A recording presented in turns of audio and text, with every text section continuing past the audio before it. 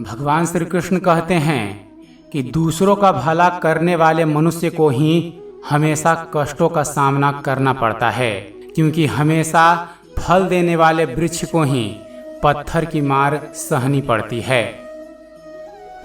क्रोध बुरा होता है, पर जहाँ जरूरत हो वहाँ दिखाना ही चाहिए, नहीं तो गलत करने वाले को एहसास ही नहीं होगा कि वो गलत कर रहा है और वो आपके साथ हमेशा वैसा ही व्यवहार करेगा। जिंदगी में कभी भी ये मत सोचो कि कौन कब कैसे कहाँ बदल गया, सिर्फ इतना देखो कि वह तुम्हें क्या सिखा गया। यही जीवन का ज्ञान है। पीड़ाएं केवल दुख नहीं देती, ज्ञान भी देती है। परिवर्तन कष्टदायी अवश्य होता है, परंतु परिस्थिति के मांग के अनुरूप खुद को परिवर्तित ना कर पाना और भी अधिक कष्टदायी होता है। गीता में भगवान श्री कृष्ण ने कहा है कि जो लोग तुम्हारी बुराई करते हैं करेंगे, चाहे अच्छा करो या बुरा, इसलिए शांत रहकर अपना कर्म करते रहो। निंदा से मत घबराओ। निंदा उसी की होती है जो जिंदा है, मरने के बाद तो सिर्फ तारीफ होती है।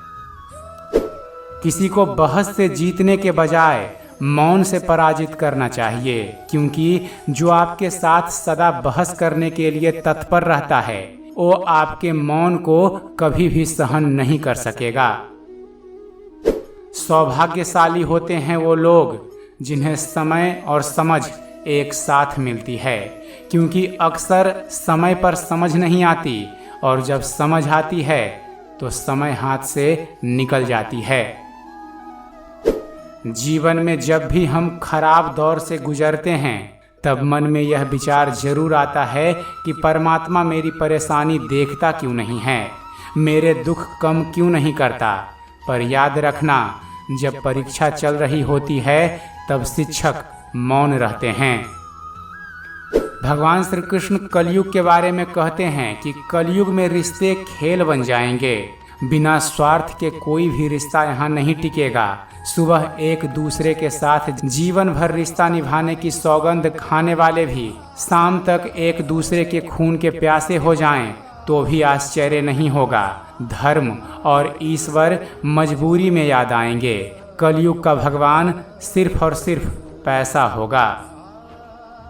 कलयुग चल रहा है, इसलिए ये विचार दिल से निकाल दीजिए कि बिना किसी मतलब के कोई आपसे रिश्ता रखेगा। इसलिए अपने पास ऐसा जरूर कुछ बचा कर रखिए कि लोग उसे पाने के लिए आपसे जुड़े रहें। खुद को खाली मत होने देना, क्योंकि लोग खाली चीज़ों को कचरे के डब्बे में डाल देते हैं।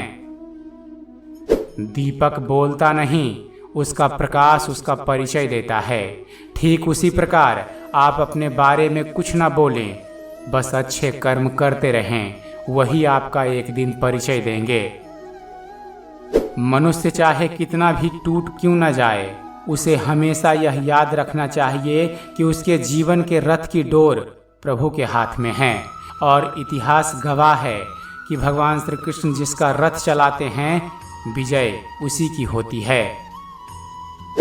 अनुमान गलत हो सकता है, पर अनुभव कभी गलत नहीं होता, क्योंकि अनुमान हमारे मन की कल्पना है और अनुभव हमारे जीवन की सीख है।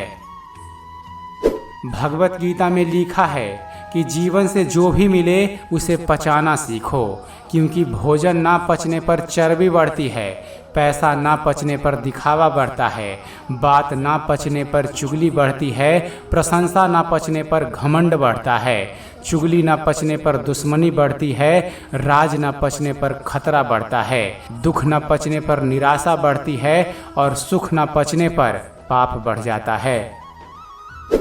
पहचान से बड़ी समझ होती है, क्योंकि हम चाहे कितनी भी बड़ी पहचान क्यों ना बना लें, फिर भी पहचानने वाला व्यक्ति हमें समझ नहीं सकता, लेकिन हमें समझने वाला व्यक्ति लाखों की भीड़ में भी हमें पहचान सकता है।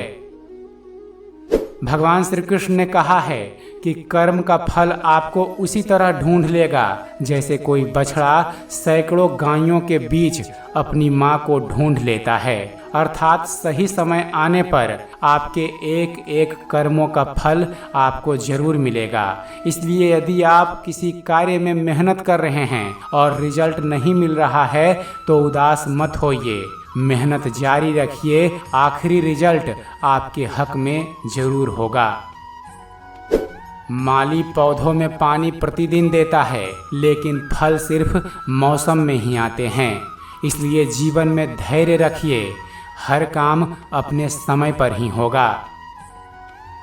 जिंदगी में जो भी होता है अच्छे के लिए होता है। बुरा वक्त इसलिए आता है ताकि हम अच्छे वक्त की कीमत जान सकें, और लोग इसलिए बदल जाते हैं ताकि हम उनके असली चेहरे पहचान सकें कि वो क्या थे और हम उन्हें क्या समझ रहे थे।